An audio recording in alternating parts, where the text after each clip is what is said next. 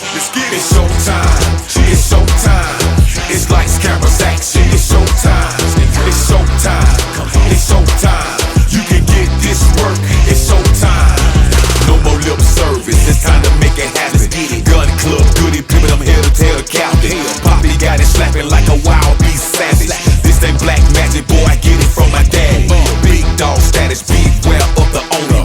Independent major, boy. Yo, what's up, y'all? This is DJ Papi, and we got the legendary Khujo Goodie in the building. Yo, what's happening? You already know what it is, man. Dirty South, Southwest Atlanta. And I got my gangster-ass partner in the house, OG Big Gipp from East Point. What's up, home team? Hey, man. What's happening? Man, finally got you on deck, man. Here we is, man. Papi. Finally got you on deck, man. Here it is, man. What's happening? Man, we've been seeing you doing a lot of podcasts, man. We just glad you got time to come and sit down over here at Showtime ATL podcast. Showtime. My first question, man, I wanted to ask you, man, was what was your earliest experience in hip hop, man? We go way back, but I want to know what your earliest experience in hip hop was. I think my earliest experience in hip hop got to be when Ray Murray moved to my neighborhood.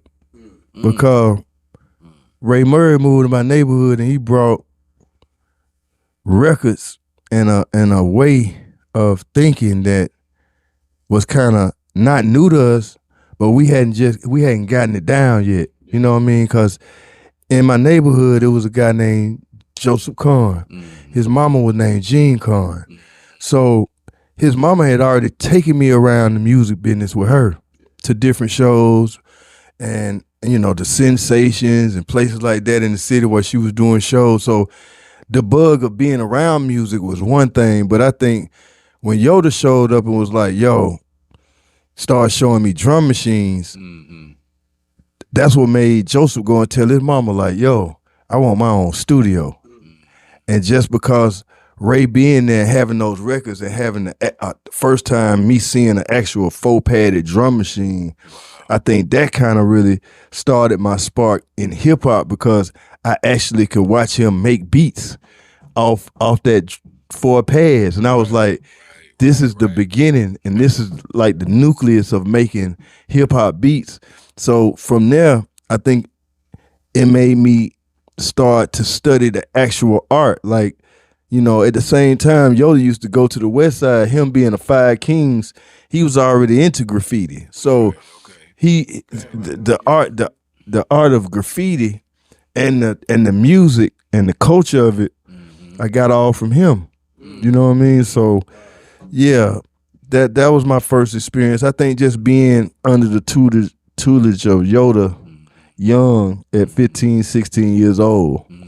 It made me want to be, because then I started going to middle school trying to draw the little hip hop men, the hip hop figures with with the Adidas on with the fat laces. I was trying to learn how to do that. I'm like, that's when it got in me. You know what I mean? So that was like what the summer. It was probably the 8th grade going to 9th grade. That was when Rakim dropped. Ain't no joke. It's middle school. That was middle school. So when Rakim dropped, ain't no joke. All them Rakim videos. That's when I really got into the little figure. So I think the hip hop spirit got into me then, because it was almost like I'm looking at the graffiti, then I'm looking at, you know, the art of the graffiti, the characters, and then I'm looking at Ray being able to. Here go the last poets. Look at this. They rapping too, but they just rapping different. So we talking about Ray and Yoda, just for the record. We talking about 1/3 of Organized Noise. Yeah. So Ray, aka Yoda, that's what we talking about. But yeah. That's when I first. I think that's when I first think it took a hold of me, like 84, 85, 86. You know what I mean? And then I was hooked. Then it was like a drug. Okay. So I'm wondering with my next question. So was Ray the first Dungeon Family member you met before it became Dungeon Family? No. I think that the Dungeon Family starts with Ray Murray and Gipp. Okay.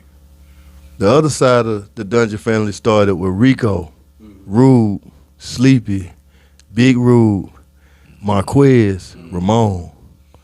Those were the people that was in Reek Mama house up on Delo. Yeah. You know what I mean? And I think that day that he called Ray to come up there and play the music for Outkast, that's when the Dungeon family started. Because that's when Ray left our previous manager at the time, and he joined Reek. Because we was all separate a little bit, because Reek then was doing their thing. Yoda was still doing music with another one of our older managers, and Gipp had already started doing records with the East Point Chain Gang. But at that same time, like the East Point Chain Gang, our first demo was Yoda and DJ Toomp produced those songs. Okay. So was Toomp considered East Point Chain Gang too? Or No, was he just a producer?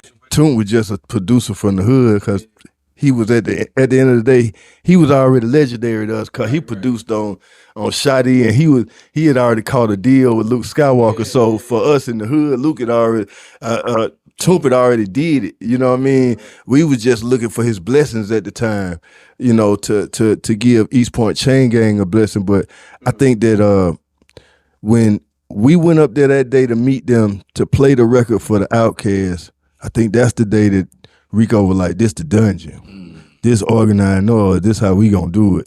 And that's when Rick went and got the house. And next thing, because before that, we was already working together. Rick had already had Ray working at Jelly Beans. So Ray was kind of already still doing beats for everybody, but he was still connected to our last manager. And I think once the Outkast thing started, that's when Rick made the total break, and he made the total break from our old management, and that's when it became Organized Noise, and we moved into Lakewood. Dope. Let's back up a minute when you mentioned Chain Gang. So Toomp was producing and Ray was producing for Chain Gang, for East Point Chain Gang. Yeah, that's something Scattermack put together. Okay, Scattermack. Yep. Cause Scattermack was behind that. That was Easy Lee. So Easy Lee them put up the money for the Chain Gangs pre first records. So that's who put it together, and Scattermack just paid the bill. So let me ask you this: like, how did the East Point Chain Gang? How did y'all just even come together and gel together to be like, yo, this what we about to get ready to do at this time? We gonna form East Point Chain Gang. Like, what was the concept behind East Point Chain Gang? I gotta almost get at the Cap. Cause Cap always was into the jail culture. He always was into the gang banging, and he always was into, being against what the system was. So, Cap his dad had his house on Washington Road. So Cap kind of was running with Cool Breeze and running with Chief, and then OZ being a part of it also. So I think Cap just had the actual place that we could go, and he was the only one outside of Ray and Reek them that had equipment. Cap had his own equipment early, and I remember the first time we went to put some East Point Chain Gang records together. I remember that was when Cap first had his son, and his son being Southside. So he would take care. Yeah.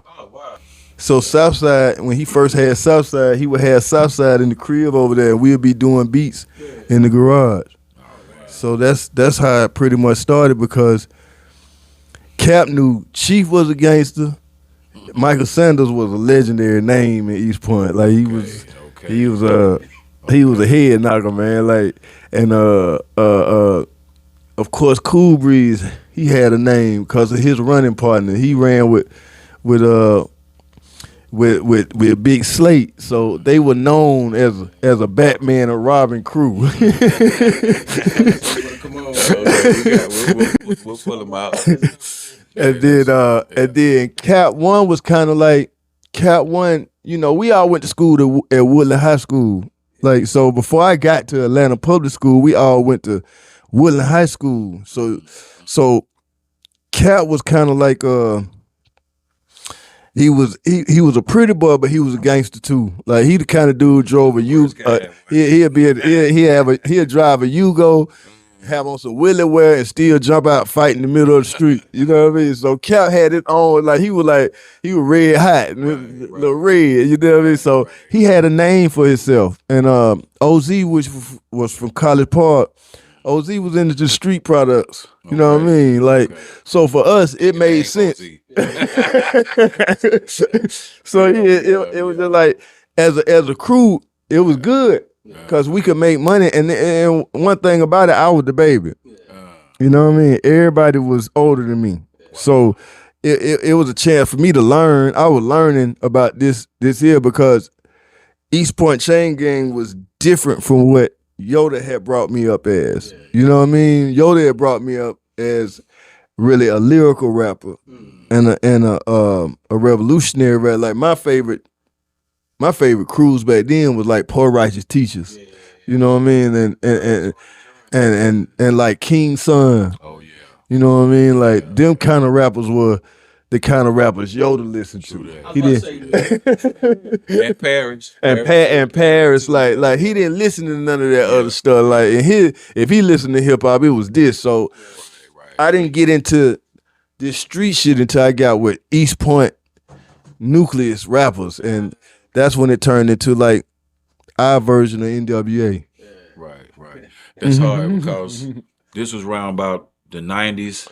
The 90s, because I can remember hip hop was starting to start in Atlanta. You know what I'm saying? And me and Timo, we was the Goodie Mob Lumberjacks. Already. We was at a talent show at Mars Brown, and East Point Chain Gang was on the show, and Naughty by Nature was on the show. Yes. So did y'all know of each other at that time? Well, me and Khujo already had a relationship.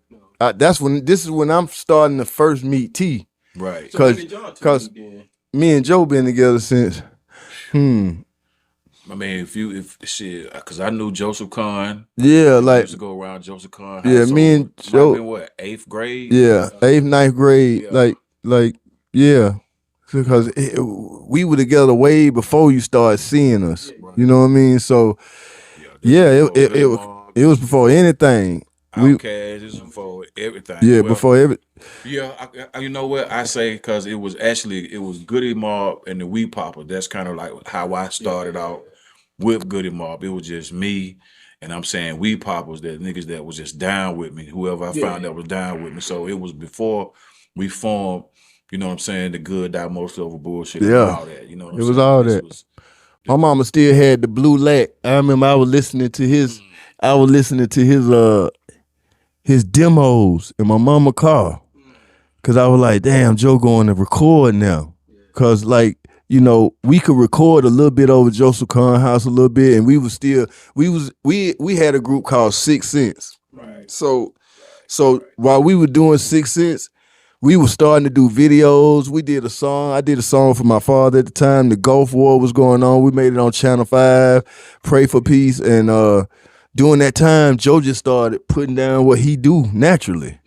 And that's when I started hearing about Liam and shit, the West Side. You know, you start hearing Pacific stuff Joe was talking about that nobody else was talking about. And I remember when he did this song called Him, and I was like, boy, like Joe was like I was like, he got it, like, man, like he got it, Ray. He was like, man, yeah. And then I'm for. You know what? It might have been Ghetto Records. I'm not sure. Cause y'all was on the back street then. That y'all was. Yeah. Studios, you know what I'm saying, that knew how to record, knew how to produce, and knew how to and it was all on the reels, or no. You gotta remember, folks. These 8-track, these like the dats.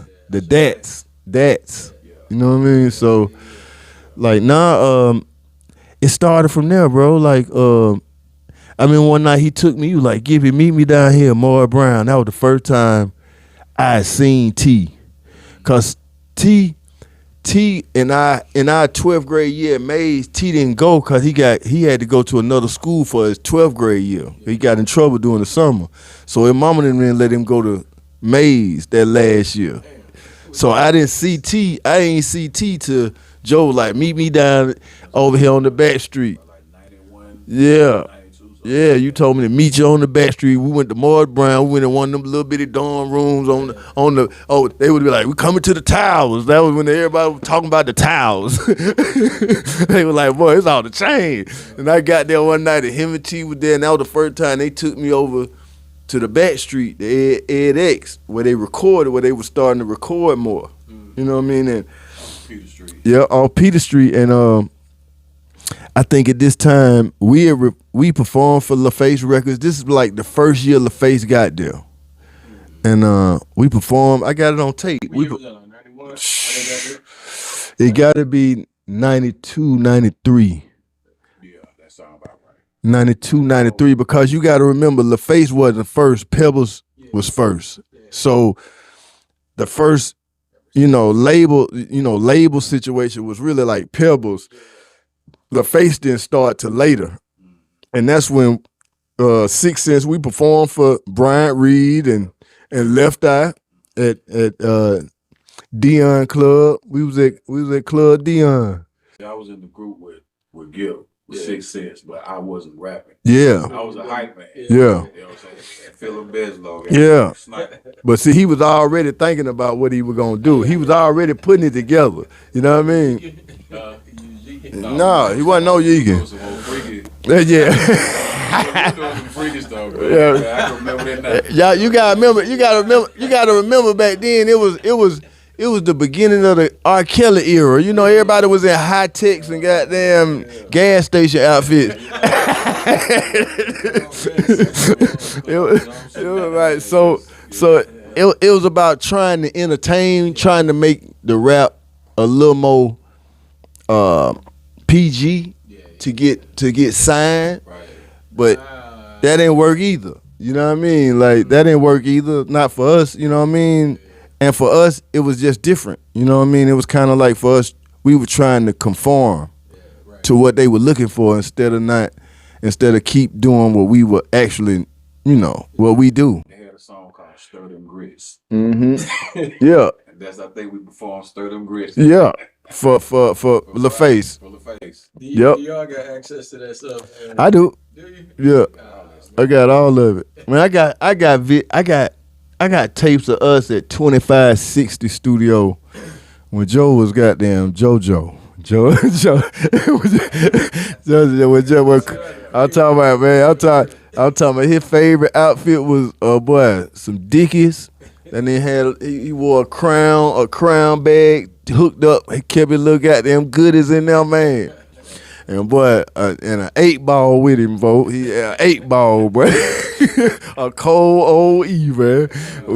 I'm talking. My partner, I don't know, man. Like, we started from there. We got our toolage from our first manager. I think Mr. Jones really helped all of us at the time because he was very much into the management thing, and he was a grown man, and he understood music, he understood clubs, and you gotta remember in our area was the home of Mr. V's Figure 8. Mr. V's Figure 8 is also the home of the SOS band. That's where they come from. So you gotta look at Maynard Jackson, his wife, that was the SOS band's manager. So that's why SOS band, they from Atlanta? SOS band, the lead singer from the SOS band, she used to work at Peppermints at Greenbrier. I bought my first rap records from her. I remember the record. It was Ice-T. And I remember that buying it from her and being like, oh man, that's hard. But then I started hearing this song and they were like, SOS band. And I started hearing. They were like, that's the girl that used to work up there at Greenbrier. And I was like, wow. That's what made those little type of things happening to us early, what gave us a bigger confidence to be able to feel like we could conquer the world. Because at the same time, we used to see Larry Blackman just ride around the hood, out of the blue, just might catch him riding down the street with the hair flipped out, you know what I mean? Like, that was the Red Cup era, you know what I mean? So, and then it's like being in the Greenbrier area, being able to see Toomp and Shadi for the first time. Like just being able to and being like, I remember my 10th grade year. My dad at first gave me a car. I first got my Rabbit. And he was like, boy, can I trust you to go to school and come back home? But I remember leaving the East Point, going to Atlanta. And the first rap I heard on the radio, man, was Raheem the Dream Boy, Lemonator. And I was like, boy, I got to get on that radio. that was our 10th grade year, man. I was like, boy, Lemonator. Every morning going to school hearing Raheem. And then knowing the tune with the Thera, it made us even want it more. Closest right there. So you already knew of Raheem in the neighborhood then, right? Yeah, Raheem was just a G, man. Raheem was a legend. By the time we got to 9th grade, 10th grade, he was already a legend. So him being on the radio independent at that time, like only other record was on the radio at that time was Duh. Hey man, and he came on right after that.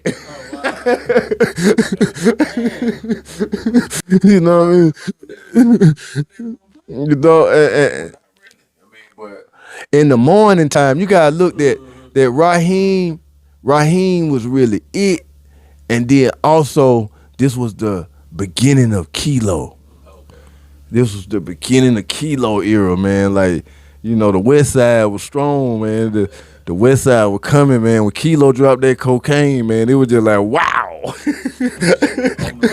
That shit was like, yeah. Yeah, cocaine, they were saying it. Because back then, you remember now, I remember the actual 60 minutes when they went on TV and said, this is crack cocaine.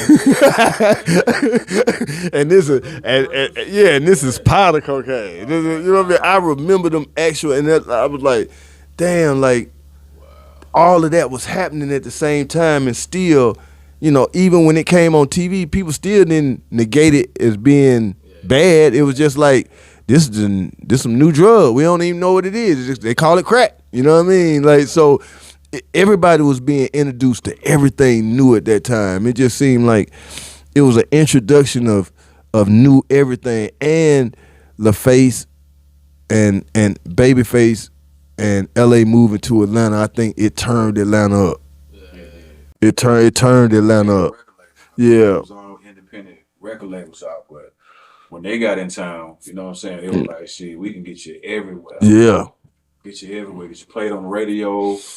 Get your shit in other countries all over the world. So, yeah. Man, hold on. So, all right, I'm wondering. Okay. With all of y'all down here, like so many artists down here, at that time, was y'all kind of like lined up, like when y'all found out where the address was at? Like, was people out there, everybody trying to get on that way or something? Yeah, you couldn't even like LaFace was so small because LaFace was like in a shopping mall, like it was like in a little strip mall, bro. Like on the north side, like it was like a little door, like you didn't even know, you know what I mean? It didn't pop out to after probably like the Highland Place mobsters and all that. That's when they popped out. That's when they moved down to Buckhead, moved up on the 9th floor and 10th floor and shit. That's when we were like, okay. Cause outside of that, they were invisible as a record company. Yeah, there was an R&B record label, so it wasn't like there was a rap record label where you had niggas coming up that time. Yeah, I rap. It was strictly R&B. Cause they hit town with Jermaine Jackson as they heads. Jermaine Jackson was the first artist, and then the first rap artist that they signed, that they considered a rap artist, was Divine Stevens. Divine Stevens was the first actual cat from our hood, East Point, Red Oak, that got signed to LA. And he wasn't even a rapper, he was a dancer. He got signed because he could dance. And LA was like, shoot, if you could dance that good, we can find some music. But he turned out to be one of the best and one of the most, he turned out to be a great executive. And all them early, Mary J. Blige dancing. That's A-Town. That's Divine Stevens. Oh wow! You know, it's funny. I just seen a clip the other day. A big Les was on the talk show. She was like, "Yeah, this is what they do in Atlanta. They do in Atlanta. Let me show you how to do it." It was that. Yeah. Yeah, that Bankhead bounce, man, that thing went worldwide. We ain't know how far that, we ain't know how big that Bankhead bounce was, but that thing we got there. My whole girl, she moved down here probably like 92, 93. Oh yeah. Oh yeah. And she came back up the summer of 93, so it was 92. She came back up and she tried to surprise me. So she come knock on the door. So I'm like, the hell? So she comes around the corner and she just started doing it. I said, what the hell wrong with you? The Bankhead bounce. Hey. Yeah, I see it. Yeah, bro. Well, I didn't see him do it yet. Yeah, he was doing But it. I mean, I seen him do it. But when she came, we at home like, and then we went to a little backyard party, and she just out there tearing it up.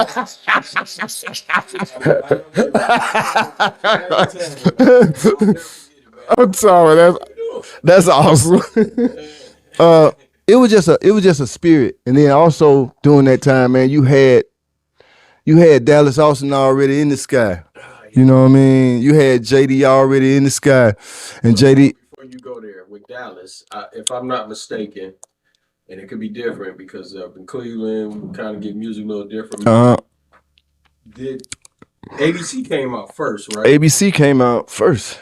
Okay, so with Dallas being down here, all them guys from Atlanta, ABC, the guys. I don't. Is that where they got discovered at? Maybe so. Because that was Michael Bivins' group. Okay, Yeah, I remember that was Michael Bivins. That was Chris Cross. They were from Atlanta. Chris Cross was from Atlanta. I know ABC might have been some of the members. I'm not all the way correct, but I know that was Michael Bivins' group. Yeah. And I know that K Wells was involved. I know a lot of people was involved. That's why College Park was so strong, because they was connected to the G's, which was, the New Edition. And who was bigger than any of them guys at that time? You know what I mean? Like that's what was happening. You had ABC, then you had Chris Cross. So hold on right there. When Chris Cross came out at that time, like how did y'all feel? Cause y'all trying to. We was right in. We was Man, we almost there. Or something like. You really did. Older than them. What so. You know what it is I more looked at Jermaine than them. Okay. Because I'd already met Jermaine with Ian Burke. Ian Burke took me to Jermaine's house when he stayed on Old National.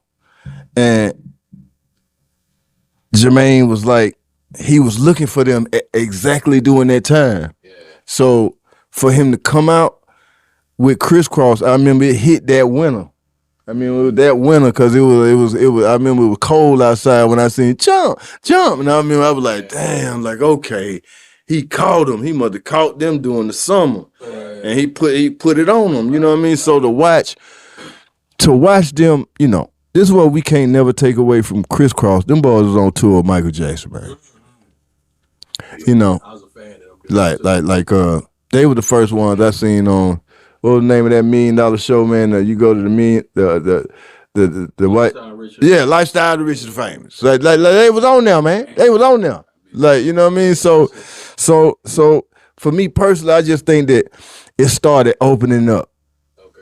It started opening up. Dallas them got on even more. Highland Place Mobsters came out on the face. And did you know Dallas at the time? Had seen him, hadn't been introduced to him. You know what I mean? Because Dallas was already a superstar. Like, I remember I remember we were still doing talent shows at up on Old National. Today, it used to be Frozen Paradise. Today is Grown Folks. The actual club right there that was like the first time I ever seen Dallas Austin. And that's when he was riding around with D and all them from the East Side right before they dropped the Hard Boys album. I keep hearing about the Hard Boys. Yeah, that's who shook. That's who, cause he was right. He was with them. He was with all the guys from the east side, and I mean they had Porsches and Lamborghinis then, and they were just riding through the parking lot over there on Old National, just coming through making the loot. And they were like, God damn, man, who got that? That's a machine. Somebody got a Lamborghini. And yeah, it was, and you gotta look. That was the early '90s, and D was already. He was already doing the $100,000 cars, man. Like they was already doing the $100,000 Porsches and all that, man. And Dallas was more like a myth on the South Side, like, cause he had blew up so early. You know, he blew up and left. Like he really the author of the black boy white boy swag. You know what I mean? The white boy black boy swag. That's him. Like he invented that. Like how everybody doing a lot of that today. Like he was doing that then. He'd go buy some Gucci's and write on them. That's called white boy, black boy swag. You know what I mean? When you don't care nothing about it. You know what I mean? So, like, yeah, man, he kind of like he taught everybody a lot. You know what I mean? He taught everybody how to move. And he always had a good heart like Reek. You know what I mean? And I'll get ready to Reek too. So now that y'all done crossed paths, right? Mm-hmm. So me and Joe and all kind of shit, man. We beating up folk and all kind of stuff, man. Like, like you gotta understand, we were gangster rappers, man. Like we was really testing it, man. We was fighting on the weekends, man. Like if we weren't fighting on the weekend, we were doing something. Like, you know, so it was like we were into it. You know, we were into it because everything was so. We were getting our first car. We were putting our first speakers in the bugs, man. Like we were we were getting our first little thing, our first little hookups, our toys together then. So it was kind of like, if we can get them or we taking them, you know what I mean? It's like so we was in them years, you know, but shit, man, like shit, Joey taught me, he taught me a lot. Like I learned a lot. I smoked my first joint with him. Yeah, we did a lot, bro. We gonna got real tough. So I smoked my first joint, 11th grade with Joe Goodie. Man, what we was at? We was in a white 64. We were with Derek. You D? D. D-Rock? I mean, Derek from East Point? Yeah, we were there. We was in one of them old schools. We was in a white two-door old school. I smoked my first joint with Khujo Goodie, man.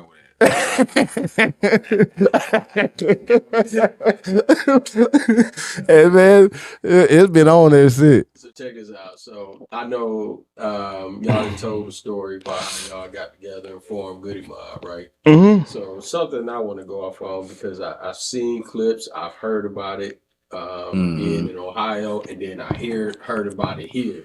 Mm-hmm. So when they said when Pac went to jail and he wanted to be Goodie Mob, like, man, how was that for y'all? And then that session of them videos I seen y'all in there, like, what was going down in there? Okay, first when Pac got locked up, man, he was in Atlanta a lot. Yeah. He was in Atlanta a lot, man. And yeah, we got in trouble with him and everything, man. Joe got locked up at the concert. Man, they locked my butt up that night. Hey, man.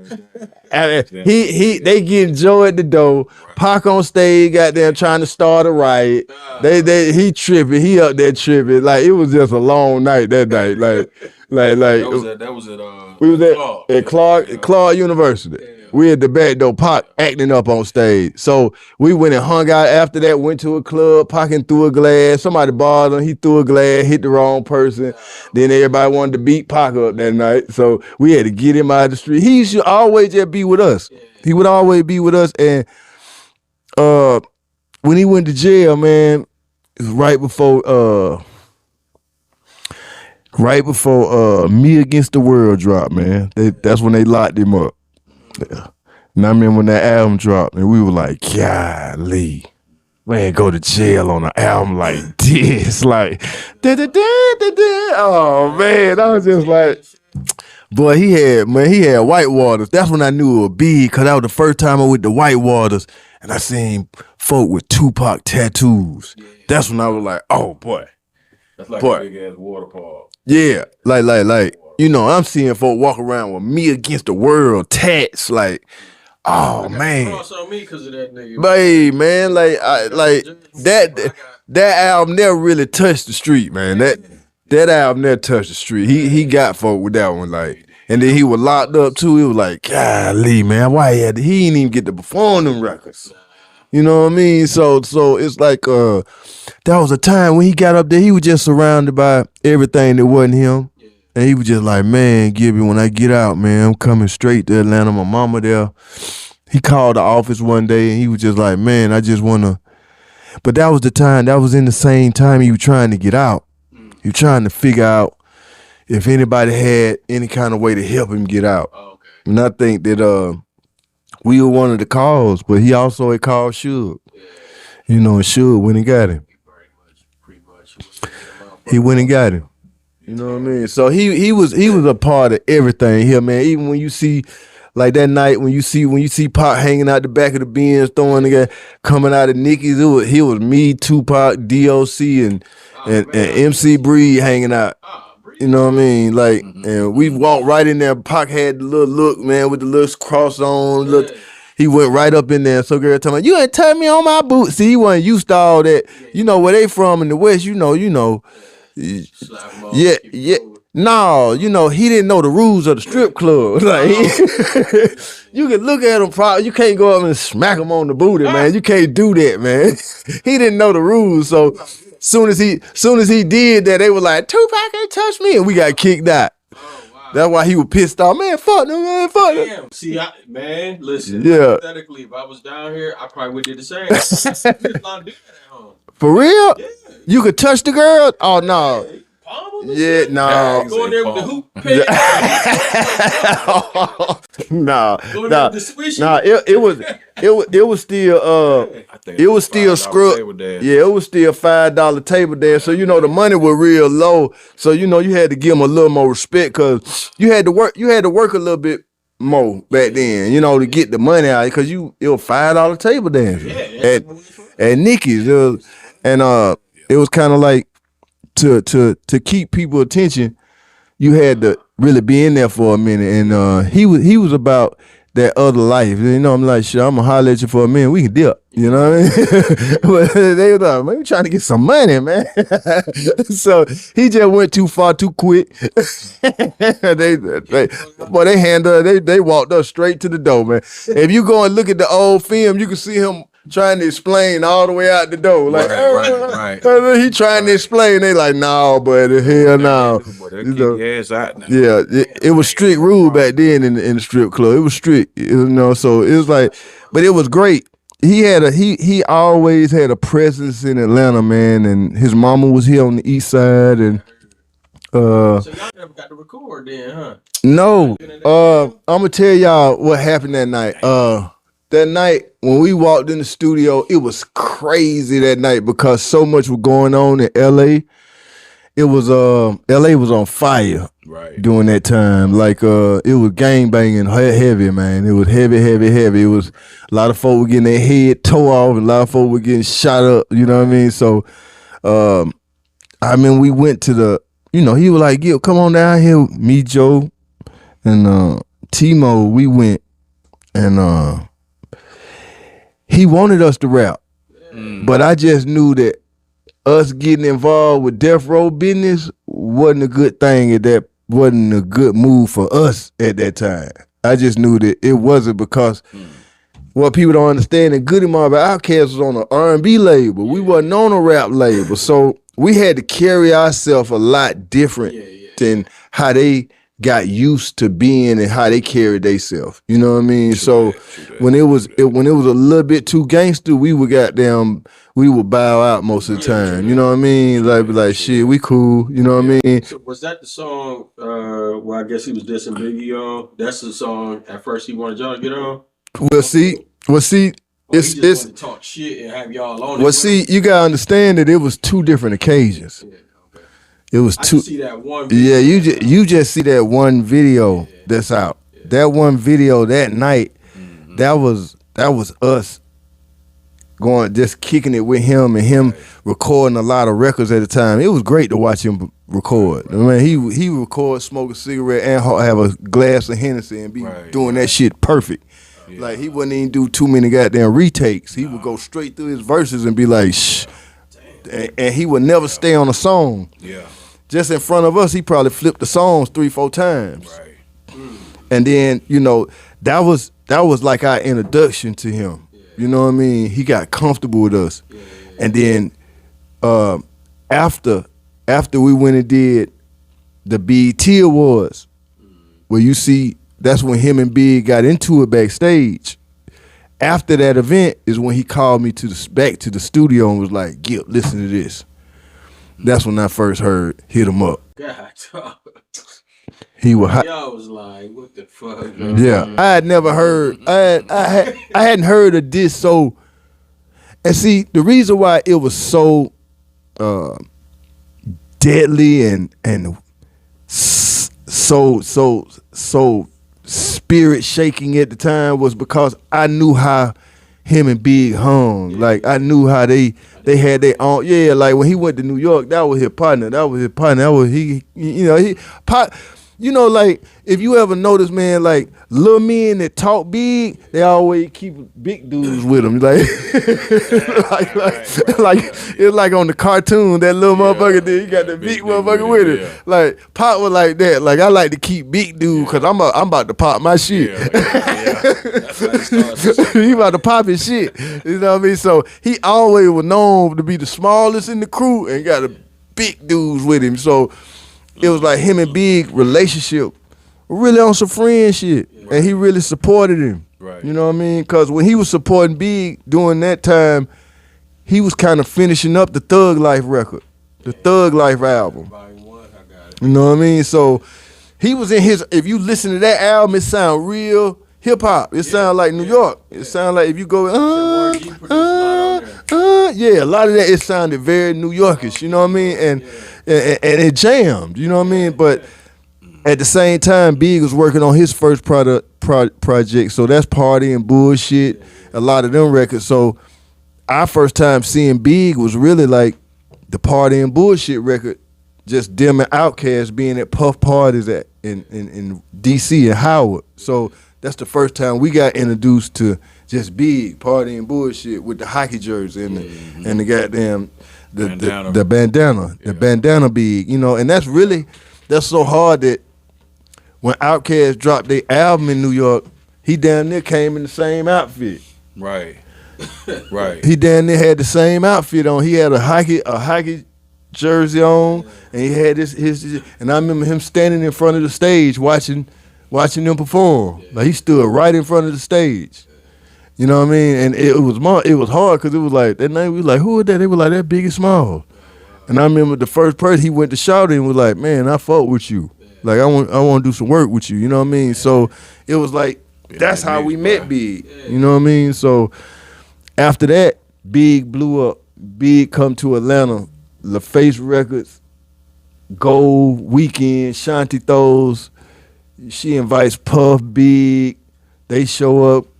Buster there.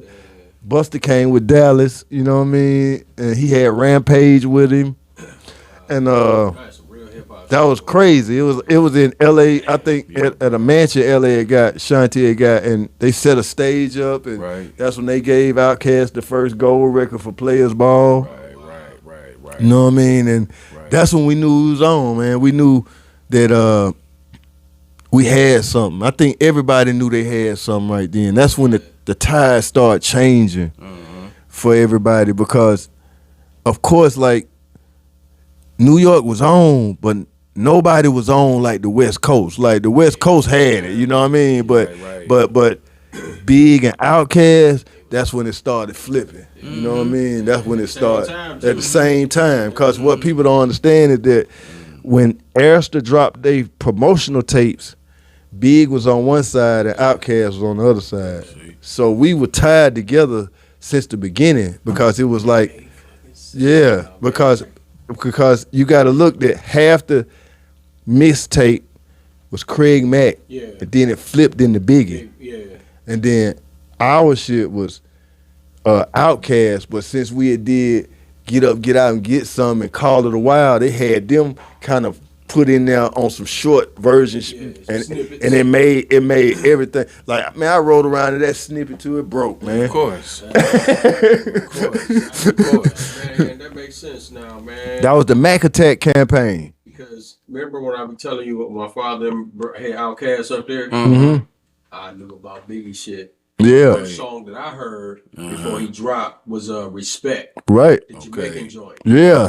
Okay. Yeah. Like, damn, it's hard, man. Yeah, that Jamaican joint, yeah. When he said that, that's how the fuck I got it. Yeah. How did I hear it? I knew because it was them at the same it time. was Arista Yeah. and LaFace and Bad Boy. Right. Right. So they was really They dropping pretty much under the same. too late. Yeah. Arista was the parent label. Yeah. So we've been connected at the hip since day one. That's right. Damn, man, I just be wondering, man, when I hear this stuff and see it in the magazine, even though I'm with you, I still be looking at shit. Like, what would have been like, man, if them two The competition was started in. Yeah, but I'm talking about like for y'all on the features and shit. Oh, yeah. Y'all was already I mean, under there. you gotta look at that. We didn't. No, bro. It was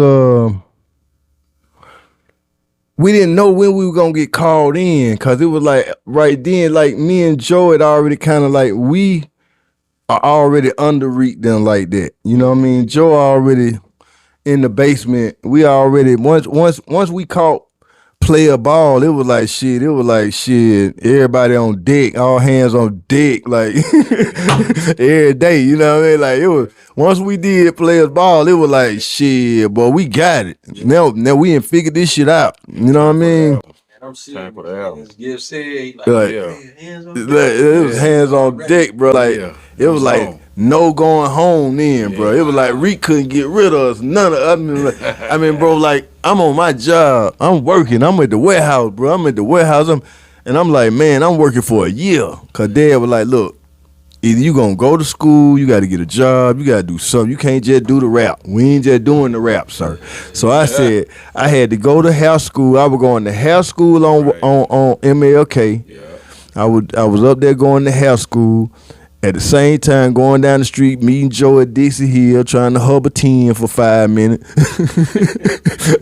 Cause you know, at that age, you ain't getting no money from your folk. So you better hub a 10 or something, man. You know, you better hubble for the, keep you a couple of dollars for that goddamn. Yeah. So I would do that. And then I had the job at the warehouse. And I'm doing the stand-up lift. And I remember one day they playing, I think Greg Street had hit town.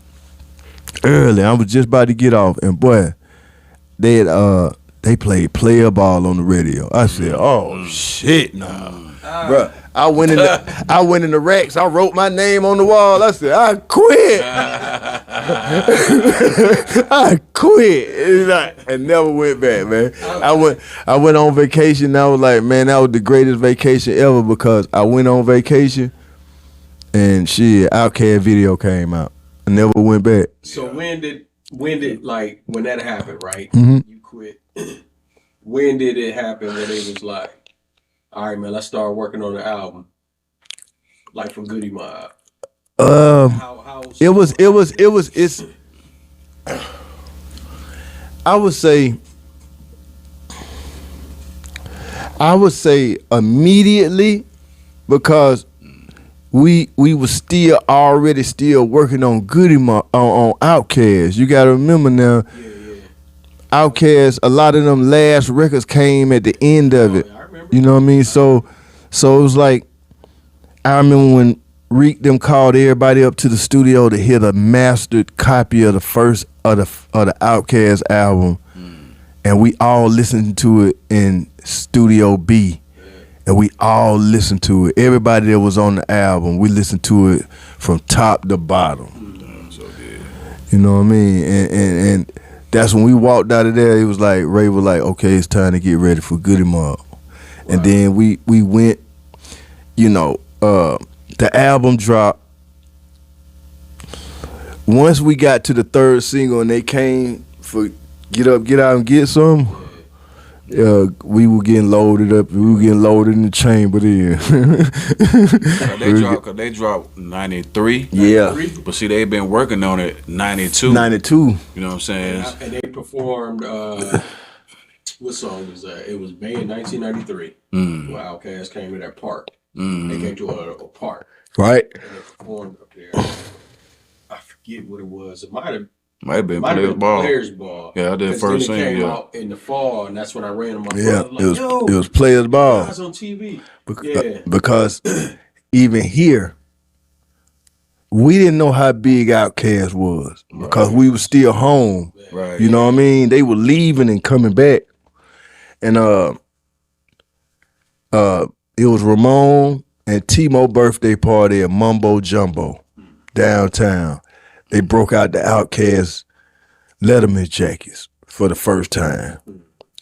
And we had been in the studio working on records. Yeah. So we had a song called Blood, way back in the rhyme stack. Yeah, like we couldn't even wait. We jumped on it that night. Like I'm talking about Holla at You, and it was crazy because that night it was like the first time that we took Lakewood downtown. It was like we in a downtown club and we talking about our music. And I mean, we got in there, we was like, dang, them motherfuckers sold out. You know what I mean? And you know, we got up in that moment. It was an artsy club too, so it was kind of like mumbo jumbo, artsy. They ain't know what they expect, you know what I mean? But greatest thing is that, bro, we got up in there and we started doing it, and God, the tape deck broke.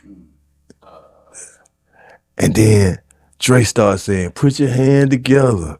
And we started doing it freestyle. And we did way back in the rhyme stack freestyle. That's the night that they seen Goodie Mob. They were like, oh boy, who is them niggas? And after that night, we got back to Reek House. And that's what you got, man. That's probably, man. I had to go to Yoda. Well, a lot of that stuff we lost in the Great Flood, man. The great flood, man. The great flood of the dungeon, man. Like, it's crazy, man. You know, cause the dungeon was under the house, so it was by an old water heater, and when that water heater busted, we lost so much music. We had 2 songs that survived: Blood and Hold On. And Hold On. Them the 2 songs that survived. The rest of it was on tapes and ADATs. You know what I mean? And I remember after that night, Ian Burke, he called us to Reek House. I want to have a meeting with y'all. And we got there and he was like, man, LaFace want to sign y'all. But shit, instead of y'all being all separated, man, y'all just be together, man. And that's when really everybody in the dungeon was in the Goodie Mob. Cause we were the security force for Outkast. Like we was you not gonna touch them. You know what I mean? So when Goodie Mob got signed, it was really like the security for it getting signed. They didn't have no expectation. They was scared. They was scared of us. They was scared of us. Yeah, they was. I mean, they was scared of us. For Reed to convince L.A. Reid to go with cell therapy. Yeah. He didn't know what the hell that shit was, man. But as long as Reed was like, man, this the shit right here. This it right here. It worked. It worked, bro. Yeah. He trusted Reek. And after they came with the Outkast and they had so many hits, like a lot of groups can't say they went 3 records deep in their albums back then. You had to be really good to go 3 records into an album, to drop 3 singles. You had to be the best. You had to be the best. You know what I mean? You was yes, but y'all came back to smack them niggas. That's what it was. It was like soon as LA, we got so much attention for Get Up, Get Out, and Get Some. Right. I remember we went out of town. That was the first time we did a show with Chuck D. And it was Outkast and Public Enemy. And he told us he loved us that night. That was the first time Chuck seen us and was like, I love y'all. I'm standing with y'all. And it's a picture with all us standing with Chuck. You know what I mean? That then, and we did Get Up, Get Out, and Get Some. And I remember him sitting there watching from the side like, I ain't never heard no Southerners come like that. That's kind of like, I fuck with that. You know what I mean? And that's when we won Chuck. You know what I mean? And we came back home, and it was like, okay, it's time to work on Goodie Mob album. And I mean, we got back home, Reek was like, we gonna record at Curtis Mayfield house. And I was like, what? He was like, yeah, we gonna go to Curtis Mayfield house. He got a studio right across on Camden Road. On Camden Road? How on Camden Road? On the other side. And I mean, we drove over there one day. We all followed Rico over there from the dungeon. We pulled up in the driveway, and he was like, this is what we gonna record Soul Food. So what was the first song that made the album that y'all actually recorded? Blood was kind of like one of the first songs that we recorded at Curtis Mayfield house. Like we recorded Blood. And Process. Yep. Them the two that kind of stick out. Blood and Thought Process. You know, And a lot of records that did make it. yeah, I'm about to say, do you remember the last song that made the album that y'all? Oh, the last song that made the last songs we did was Dirty South and Cell Therapy. That's what they were waiting on. We had everything recorded. We ain't had that record, the drop everything on. And then that one day, then he came to the studio like that, and he had Joe with him, and if shit, man, the rest is history. He was the first to get on it, right? Yes, he was the brain. That's the brainhead. That's the one. So Man, that shit was so different, man. And it's shit you never heard nothing like that for in my life, man. and for Reek to already had the genes to know Joe was the right one to start that off. Like he had Joe right here beside him, like, come on, Joe. Like this you right here, baby.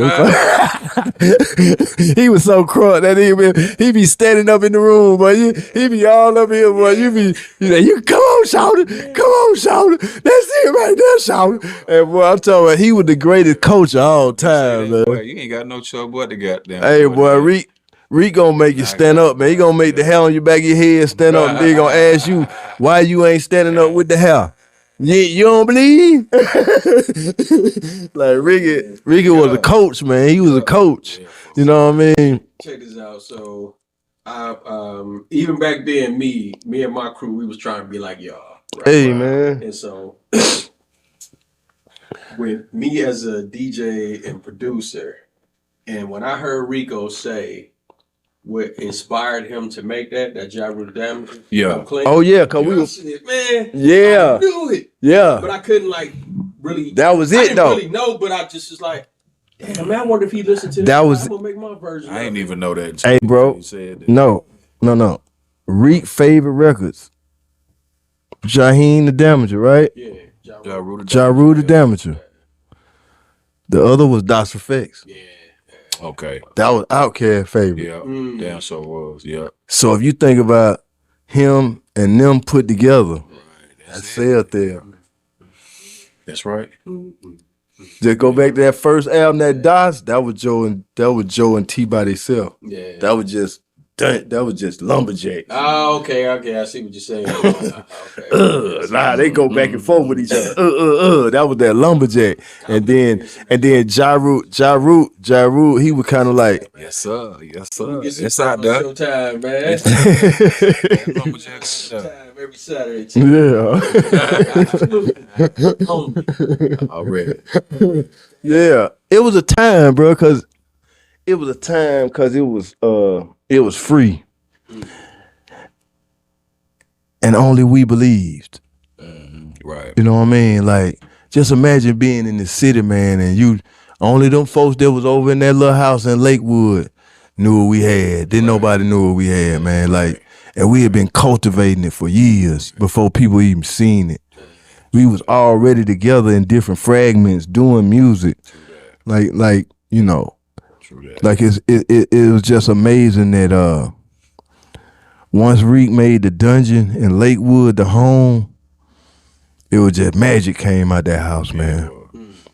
It was like, and it kept coming. Yeah.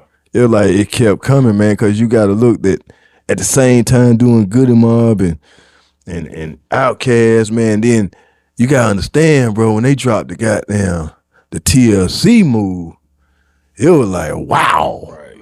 Like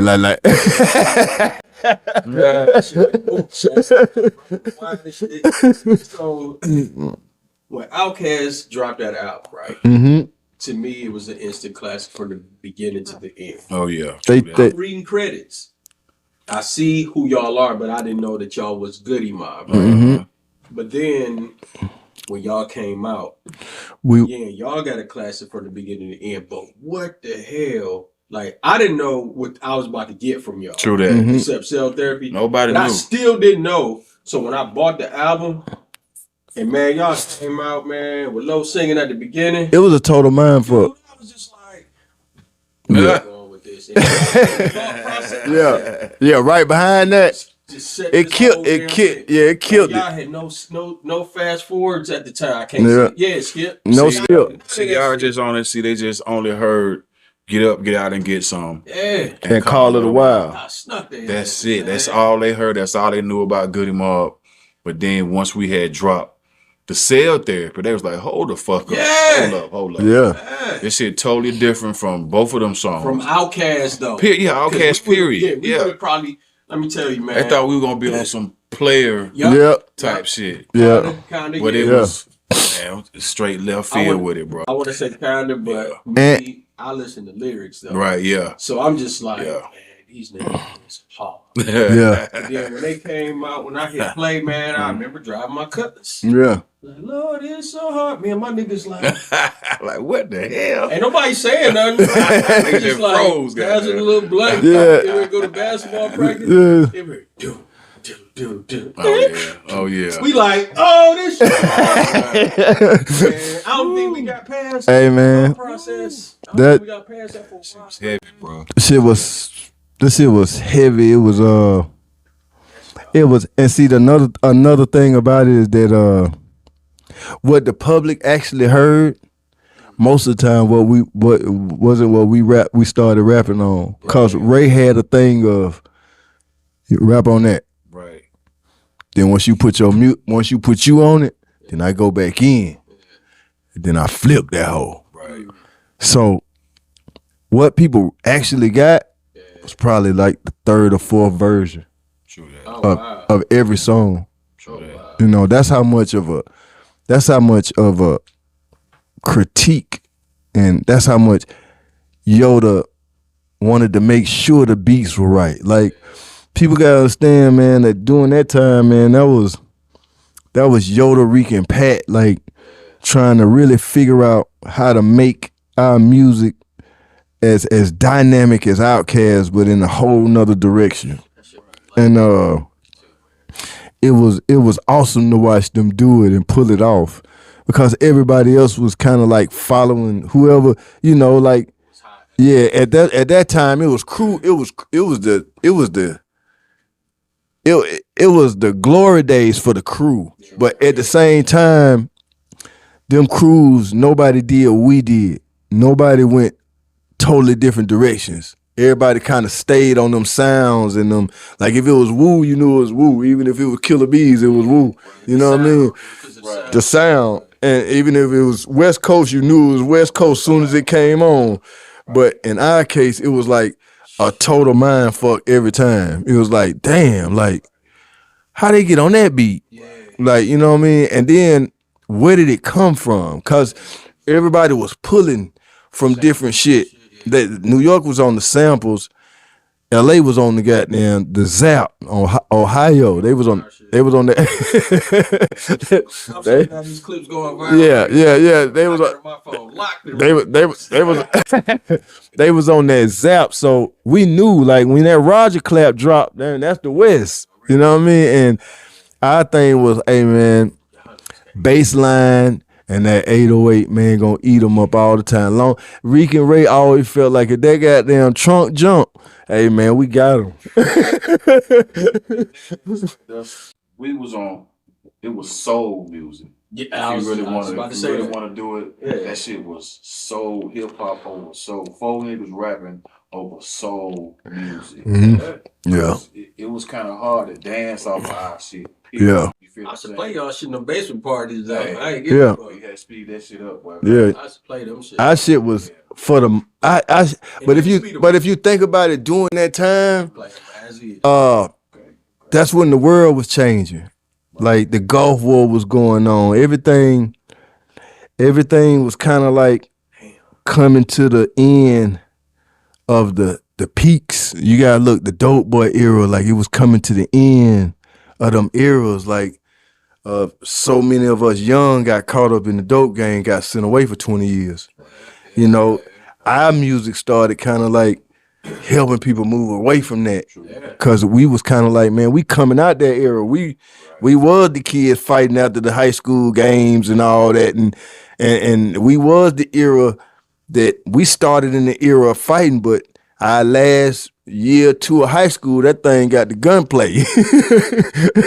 So we kind of, our album kind of was a real reflection of us going through some shit and like having to go through the little gang thing in Atlanta and having to say, oh look, we better pull back before we get some time. And only people like Yoda, he was the nucleus for all of that in the family. Like, you couldn't be around Yoda with no nonsense. You had to straighten that shit out. And the only one that was around Yoda that was on the crazy shit was Reek.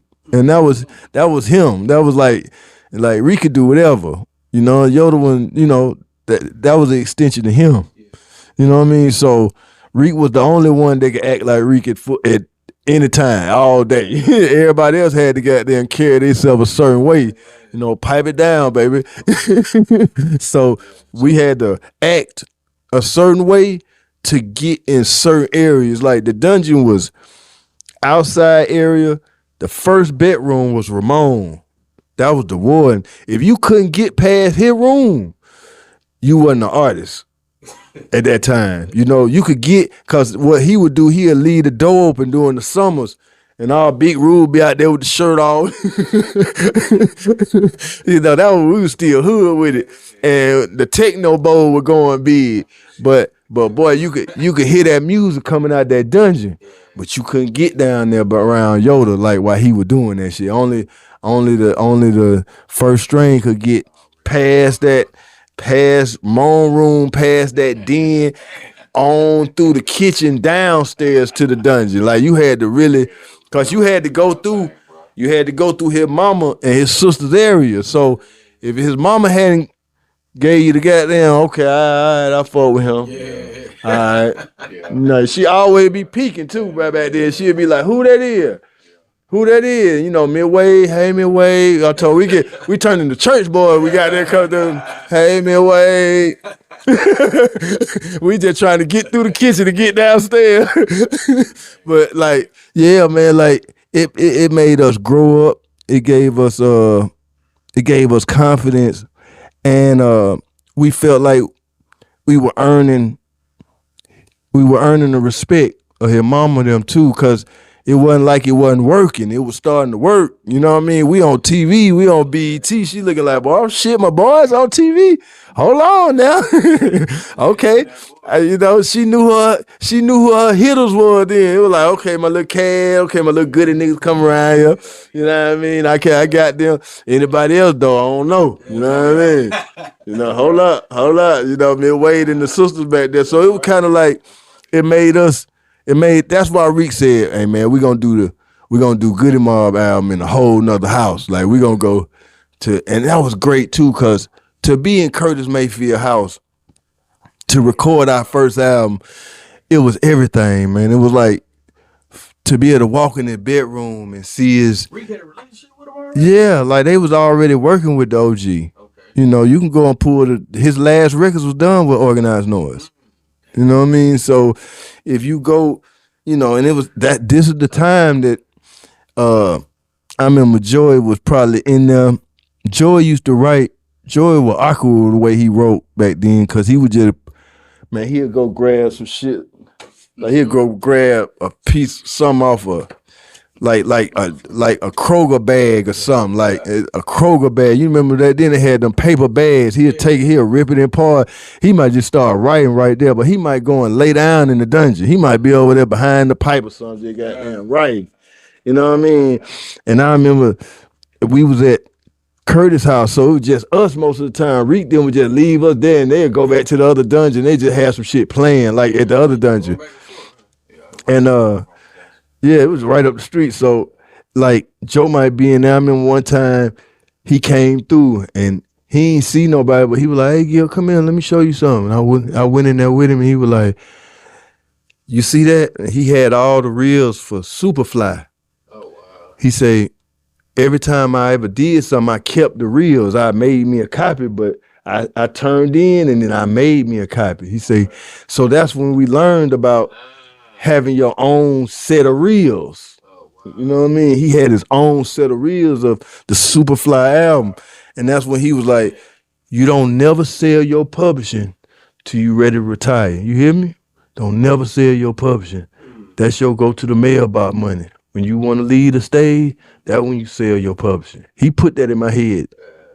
Then he walked me in the bedroom. He said, I'm going to give you something. And he gave me that sweatsuit that I wore on the album. That's his sweatsuit. He said, man, I've been listening to y'all. Y'all doing good. Y'all sound good. Give me that sweatsuit right there. I want you to have that. You know what I mean? And I don't know, probably in my clothes and, you know. I've been so many places, man, and so many storages and this, that, and the other. I moved and been in some everywhere for 30 years now, but just having it in print is good enough for me. You know what I mean? Because being able to record in his house and it really gave us another confidence, because at the same time, this is when you really getting to see the emergence of Bad Boy.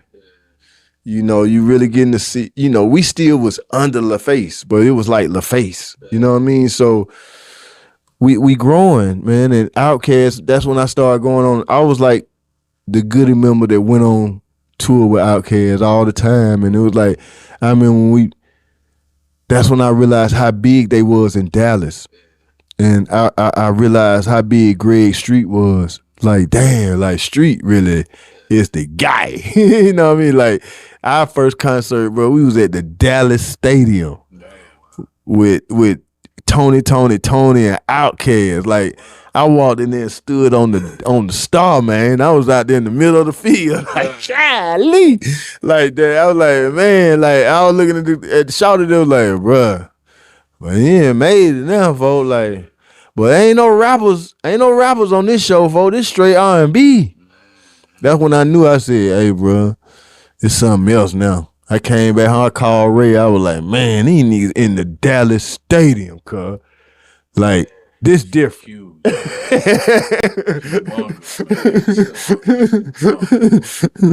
And that's what started it all off, man. And I did my time with that. And, hey, man, shit, the next move was St. Louis.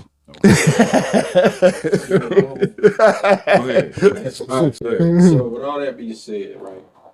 So what was it like for you when you got that call to get ready to go to LA to go see your brothers to the Rock and Roll Hall of Fame? How was it? It was awesome. It was awesome for me, man. Like that night there's nothing that can replace that night. Like if I died that night, man, I know I accomplished something. You know what I mean? Like, everybody can't say that. You know what I mean? And I know that before anybody came around us, I believed in us. You know what I mean? And to be there with them boys and play the record in my truck, and it go from that to the Rock and Roll Hall of Fame, bro. Like, I'm like, man, ain't nothing nobody can tell me about what we ain't been through. Okay. Cause we started in a parking lot, bro, in front of a hair store. You know, Lamontre. What was that? What was the name of that spot Reek worked at? Lamontre. Reek's job? Yeah, it was Reek's job. He worked at like a what is it? What is it like a where you going? Like a beauty supply store. Him and Moan used to work there, so it was kind of hard that. I remember that day we walked outside, Reek and Moan walked outside, we pulled up, I jumped out, you know, I left the doors open, and then Shawty done walked up with that blonde hair, and we was kind of like, damn. They're like, this Twan and Dre, they rap. And we was like, huh? And I'm like, shit, we gonna rap over this, OG. Gave him the tape, put it in. Them nigga rap till that shit went off, and then after it went off, Reek said, y'all nigga coming to the dungeon. It's over with. And That's why I was so heavy on 3. Cause Reek was their biggest fan, bro. Like everything that it is Outkast that's Rico DNA. That's Rico DNA, but you know, like that first video, he put it together, man. Like he showed them niggas where to go, where to film. He went and got them niggas the outfits, man. He knew exactly what was gonna look good on them. He went and got Dre and put him in that braid chain. Like he knew, man. Like to know that shit was gonna work. It was just, it's incredible. That's why it was so heavy for him that night. For him not to be there. Right. True that. It was the greatest. And then the after party was crazy because we was in there with all our OGs. We in there with Sylvia Rome. We in there with Big John. We in there with LA.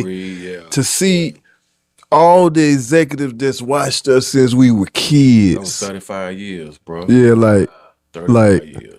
All yeah, like that's really like Sylvia Rome and L.A. Reid is really like a part of us, you know, as a family. And Pebbles. Right. Pebbles didn't have to be there. She always there. You know what I mean? But like those are the 3 executives that's been in our lives so for our whole time. So just for them being there was everything for us, man. And that night in LA, man, for us to celebrate them and knowing that they got inducted into the Rock and Roll Hall of Fame off the first album. That's when we was our rawest. True that. We didn't know no rules. We just knew talent. True that. So it's I'm just happy for that. Like if everything, I think that's all Reek wanted. Right. That's all Reek wanted. True that. Like we gonna live forever, shout. True that. Not real. Man. We gotta put this. Y'all gotta get this movie, man. TV series. Man. We're working on it, folks. And you gotta understand, man, half the stuff that happened in the dungeon we ain't even spoke about. We ain't even spoke. Yeah. Like Half the shit that happened in the dungeon, bro, we ain't even spoke about. Right. We ain't even spoke about, bro. Like it's individual. like boy. Own story too. Boy, I'm talking about real stories, bro. Like before the public could get around us, so much had happened even before then. Like people don't understand it wasn't the Outkast first, it was Parental Advisory. Yeah, right. You know what I mean? It was Reese and Mello and Kawan and KP. Right. Me and Joe was already there. We was already with them. Right. We in the parking lot with the Outkast. Right. Like we all fighting trying to get on that album. Right. You know what I mean? And Crazy, man. you know, so we was already way before then. So I remember, man, me and Joe, man, we used to be out at this 21 Savage on Doppler now, they tell me. But Doppler was man, we went to high school in that parking lot, man. Many a nights, man. Many a night just out there playing music with Rube and bullshitting with Sleepy and Joan and this shit, man. That's when we still had the old dread around, those old EQ. So that shit, man, we weren't even used to going that far. From goddamn Southwest Atlanta, man. Man, but we know when Reek said let go. Oh man, nigga, you finna be gone, bro. Bro, you finna be goddamn exploring all type of shit, man. Niggas always come back home, boy. It's nighttime. You know what I'm saying? Goddamn, with something to eat, man. Something to chief on. We gonna come in with his clothes hanging off him, holding bag. Yeah. He gonna come in holding bag. Hey, I want something to eat. Want something to eat? Bro. Shit, something to eat over here. Shit, something to eat. Get some chicken.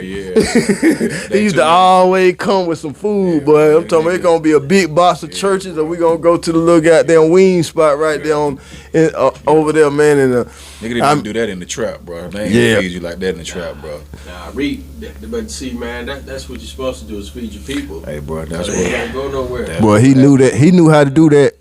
He knew how to make you stay. Right. Every time, boy. Oh, you ain't gonna leave. You ain't gonna leave, cause I'm gonna come through here with that 25p, that 30 piece. You ain't gonna leave. Everybody gonna hit that wing box. Why? You just stand out there. You ain't gonna hit nothing. You know, get you some. Boy, Reek, boy, he was everything. My nigga. And then getting to hear Reek and Rube argue all day. That shit was Super Bowl, man. You talking about like it was like, and it was like that what Joe say, like it started, I think it started in Doppler. Then we moved, then that's when they moved over to Stankonia, which was Boss Town. And then we was out there in that parking lot. We really couldn't come in. It was real corporate back then. You couldn't even get past the front door. You couldn't even get past the front door, and when the mother folk was in charge. So we would be out there. Cause Ray would go to him and Reek them would go to the tape. You gotta remember also back then they used to have to go to the tape warehouse and buy tapes. That was the first time we went to the tape warehouse, and we were like, Reek, what you doing? He was like, shit, we gotta buy tapes. About the reels? The reels. That was the first time we learned it. Yeah. Them motherfuckers was what, $100 back then. You know, that was like $1,000 to us back then. Like that was $100 a tape, and then you could only put really 2 songs on there for real. So it was kind of like you had to walk in the studio with your own equipment, your own records to sample, and your own reels. Yeah. You know what I mean? So you had to really come with the whole shebang bang to really get into, and you had to pay for an engineer. You know what I mean? So those kind of situations then was monumental to us coming from the small studios. But then we knew we made it once he said, hey man, we going out to LA House. And I mean, we did some of the last mixes at LA House, and then boy, when when the first time he took us to Tree Sound. Oh yeah. Woo! Boy, we thought we was out of town, bro. We had never been to that side of town in our life. Boy, boy, Northcross somewhere, man. We were like, man, where we at? Man, we had never been out of 285. Boy, Reek had us way out there in the wood, man. Yeah, back then, it wasn't even a lot of stuff out there. It was just a studio sitting in the middle of the woods. So we kind of like, man, how Reek find this shit? Right. I'm over here Like we was like so everything about him was always trying to teach us it's another level. But you gotta have the confidence to be on that level. True that. And he had the confidence. He stayed walking with it. Yeah. Not a day off. Nigga didn't take a day off with that shit, bro. Man, Take a day off. So that night was everything, man. We know he was looking down. We know he happy, man. That's why 3,000 felt it like that. That was Reek. Yeah. That was Reek. Yeah. That's why he wanted everybody on stage. That's why he did it the way he did it, because he knew that was the way Reek would have wanted it. Man, that was so dope, man. Already. That whole little, man, that felt like a long ass. It felt like I was there a few days. The beginning of my day, and then It was the anticipation of it all. trying to get all like I think when I And you did. how And we split you up. did very well, sir. I want to give you a goddamn my hats off, because I ain't never seen nobody work the room without no motherfucking credentials. But you worked that hoe. Hey, boy. Hey, look. I told him, boy. That's all. Boy, you in there, folks. You have made a chapter. Man, listen, I'm gonna tell you, man, Oh, Papi worked it. I just knew is that here's the thing you didn't know though, Gipp. I wasn't even gonna go. I wanted to chill at the hotel and watch it on TV. I had my Disney app. But we went shopping. Yeah. Me, Backbone, Slim, and Timo. Oh yeah. And so Backbone like, man, you scanned your ticket in yet? I said, no, I ain't gonna go, man. I'm gonna just meet y'all at the after thing. Like, man, what? No, Slim was like, man, what? Man, you all the way down here. You gotta go. Already. I was like, man, I just want to watch it, man. I'm like, you don't understand, man. I seen these dudes when I was young. Mhm. Father never brought them dudes up. And for them to be not rapping like Bone, that's what made me really like them. But I'm like, these niggas hard as fuck with these flip-flops and socks. I didn't even see this shit yet. Pressure, boy. And then they was like, man, you gotta fucking go, dude. Yeah. So I'm glad you went. all right. Hell yeah, I hit bro. y'all at the last match. I said, y'all got a ticket, man. And then I had a great seat. Yeah. You know what I'm saying? Next thing you know, as we walk in, looking at Joe, this nigga walk too fucking far. I'm like, man, I gotta get you some help, man. And so somehow we took some pictures, we split up. Yeah, when we were coming, we were going in the door. Yeah. We My ticket. we Something was ran- going on with my ticket. We ran into Yoda right there. I'm like, man, I know it ain't got me for a fake ticket, man. I was sad for that too. I was like, this is the city. Yeah. I'm like, but I went on ticket. Yeah, boy. Yeah. So I was like, nah, that's legit. So I finally get in. Somehow, everybody went to their seats. But it was just bothering me. I'm like, man, I know these niggas gotta go downstairs at some point. So I hit Joe. I'm like, yo, man, where you at? And he showed me where he was at. I was like, man, I'm gonna try to get y'all down here. Yeah. No, Joe was like, I think he showed me a text. Yeah, we already were gonna go to the stage. I'm telling you, bro, I was like, fuck this, I gotta get my niggas down. Yeah, we are. I knew nobody had access passes. Yeah, And I seen how they were acting. I was like, they don't know them. yeah. I go in the hallway, this little chick, hey, I know you. It's like, no, you don't know me. Say, no, I be seeing you on Instagram. You had DJ Papi. Oh I was shit. like, well, look, if you know me, I need your help. I said, these guys, they about to come out. I said, I need a wheelchair. And that's when I walked down there to you. I said, Joe, Yeah. let me chair here. Yeah. And when y'all said Rube, I'm like, oh, damn, Rube here? Yeah. I'm like, give me 2. Yeah. And then in a minute, when everybody come out, I need you to escort us down. Right. And that shit worked. She's like, how many people you got? I was like, a lot. Whoever A lot. whoever said it with me. All of us down there. I text You ain't lying, because you got Timo up, he wasn't picking up. Timo wasn't picking up, but His phone died. that's when KP and all them followed us. Yeah, they like, KP they was like, huh? Y'all going to the bank? Oh shit, we following y'all then. What going on? They with you? Like, Yeah, all them. like KP, Ramon, everybody like, well shit, we going this way, but let's go to, oh boy, we mossy to the backstage. I'm telling y'all, man, I'm like, nah, fuck that. Timo got to be over here. So I'm looking through my phone. I'm like, oh shit, I got Cool Breeze. They sitting together. Right. So I hit Cool Breeze up. He said, oh man, good looking. Here I come. So Yeah. Breeze come. I'm like, what Timo? He's like, man, I don't know where the hell he went. I told him, come on. Yeah. So we all get down there. And man, we walked through that door. If y'all would have seen them white folks. Man, they were when like- they see y'all of us walk through that door. They were like, What the? There about 20 niggas stuff, dude. well, we done broke the rules again. Yeah. We done broke the And then they rules. try to hit me with some bullshit. They like, Susan, sir, what's going on? You look like you're the leader here. I was like, well, look, we're going on stage shortly. Well, they're going on stage. I'm going to sit back here to make sure everything's cool. These guys cool. Yeah, Everybody's you worked that recording, shit. right? So, Backbone was tripping. He a little juice. Oh yeah. I told Joe, I said, hey, man, you think I should pull this nigga out in the hallway to time to go? Because I ain't wanting to mess up, man. I wanted y'all on stage. Yeah. And so, man, y'all, when Dre was like, come, oh, yeah, so Gipp, the lady was like, you guys can't go. You got to stand right here. They're going to put the camera on you guys. Oh yeah, that's when niggas like, Niggas man. like, yeah, right. And I said, ma'am, you can try that. Dre, Ain't about to happen. yeah. They're going on stage. Hey boy. She's like, no, they're not. Oh, I said, boy. "All right, bet." Boy, the man came and stood right in front. He put the camera right there. We said, Yeah. then they Dre said, come on. Hey, bro, they came and brought the camera. Everybody said, oh, yeah, okay. And walked right past it. I was like, boy, that's us.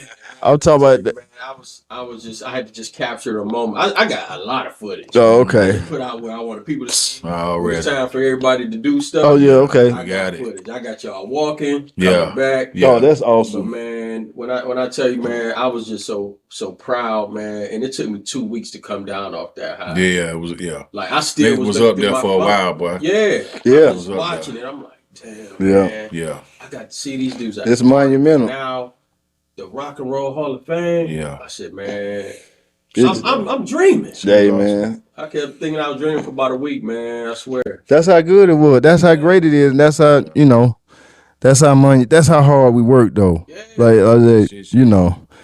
we had points to prove, and I think, hey man, we proved it. You know what I mean? We proved, like, even now, like, man, we the only Man, Stank only been off the chain since we been back home. Like, I mean, like every night, every Monday night, man, X them killing, Funk them killing down there, man. So it just shows you now that, you know, I was talking to Yoda and Yoda was like, bro, you don't understand how many young artists now just being in Stank only, and now they can use that as a platform because nobody's done that before. Everybody got Grammys, this, that, and the other, but who can say they're in the Rock and Roll Hall of Fame? And you know, now you got an actual blueprint that you could see, like these boys started from here and got to here, and it was only because of dedication, good music, and real and being good people, man. Because everybody not supposed to be able to, you know, if you think about how long we reigned by ourselves, like the South was on our back, we reigned for 10 years straight, no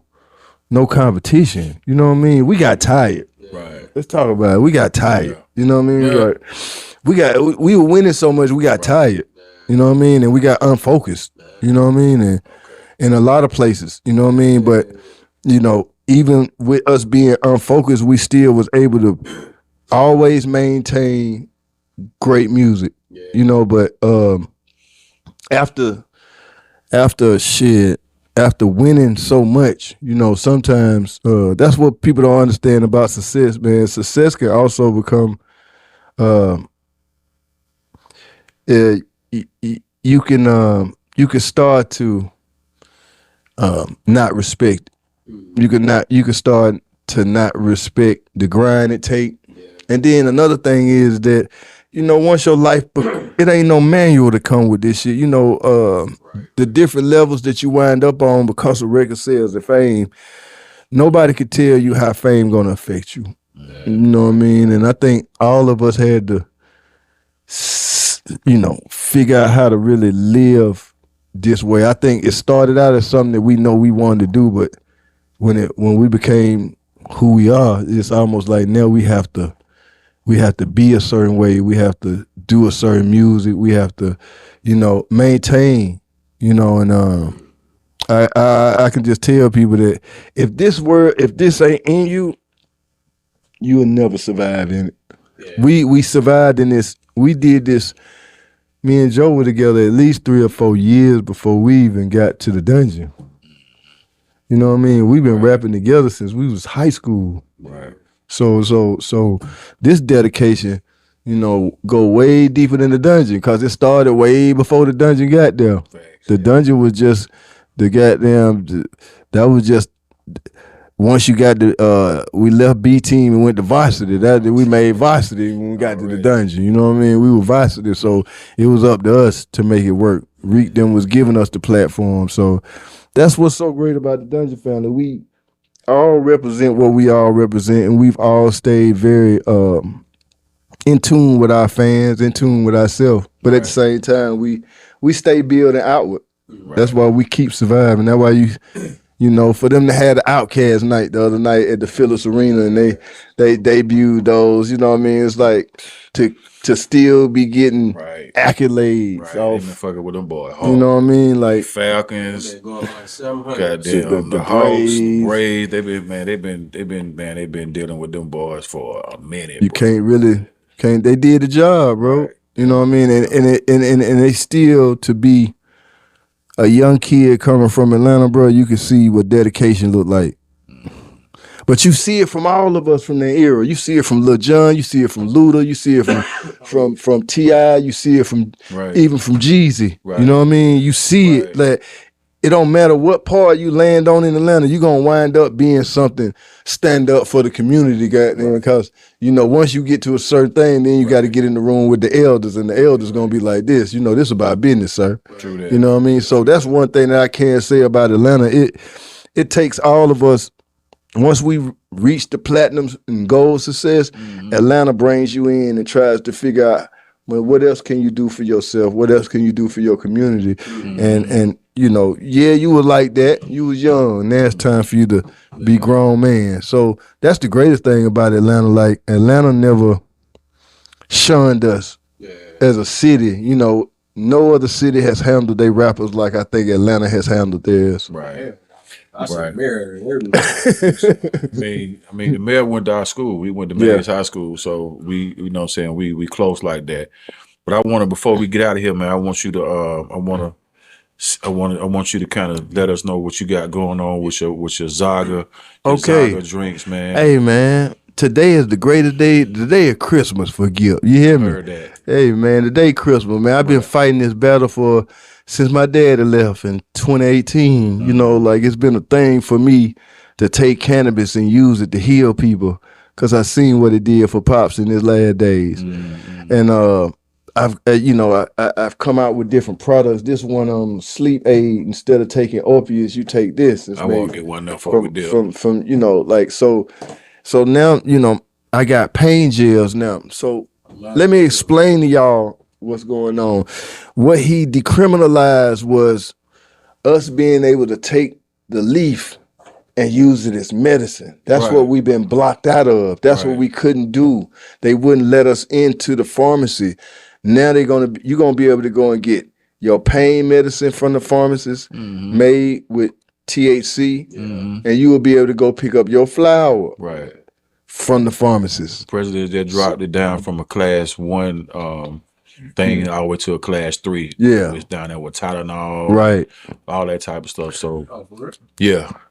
So now you can use and manufacture products using actual cannabis, which a lot of people who like cannabis would rather have their medicine come like that anyway, because it doesn't mess with who they are. Like opioids, you see what it do, it dry your body out, fuck you up.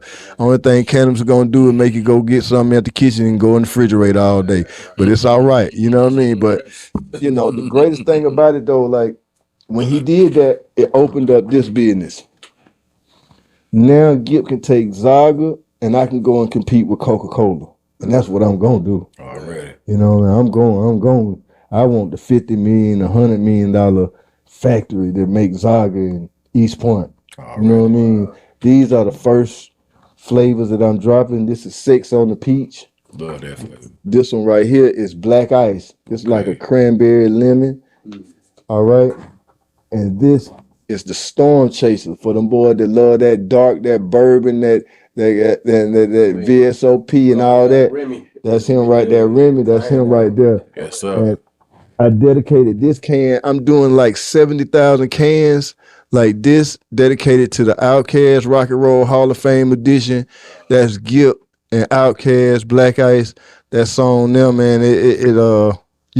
It's gonna live forever for Gipp. So I dedicated this to them for the Black, Rock and Roll Hall of Fame edition. And this is to be the can that when you come see Gipp in the different liquor stores, towels, and all that, I want you to buy this can because this the can that I will be signing. Already. You know what I mean? So yeah, man, it's just me just taking the cannabis business and going places that they don't expect us to go. And I'm the only black man that's in Atlanta with a deal with Empire. You know what I mean? A deal that I created these flavors. I got patents. You know what I mean? And I look at it like, man, it's giving us a chance to really have generational wealth and to give back to the community. So for me personally, like it's everything, man. People sit around and complain about the man all day, but look here, man.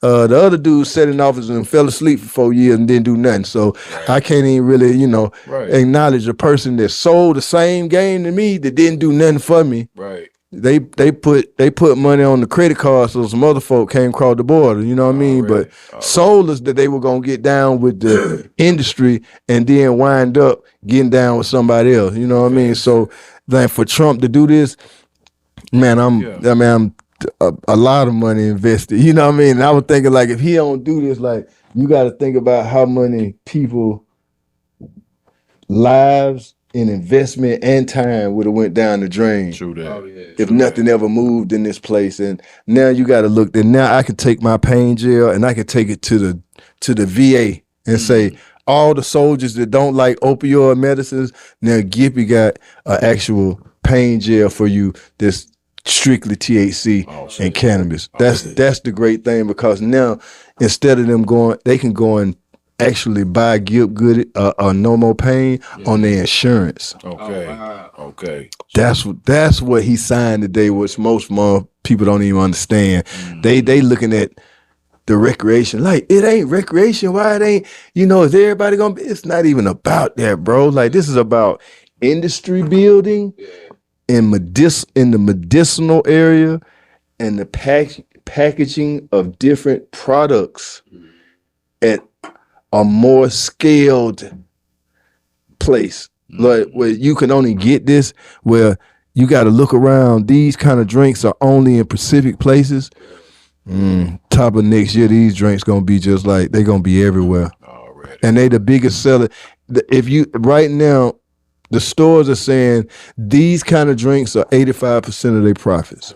It's outselling cigarettes and alcohol. Okay. So Alcohol probably went down. Of course, the numbers of alcohol has already went down. The actual industry itself, that's the reason why you're seeing so much pushback, because the actual industry of the alcohol industry, these kids don't drink like that no more. Right, They don't do nothing hard. Like, they've already started shutting down all whiskey, scotch, anything hard.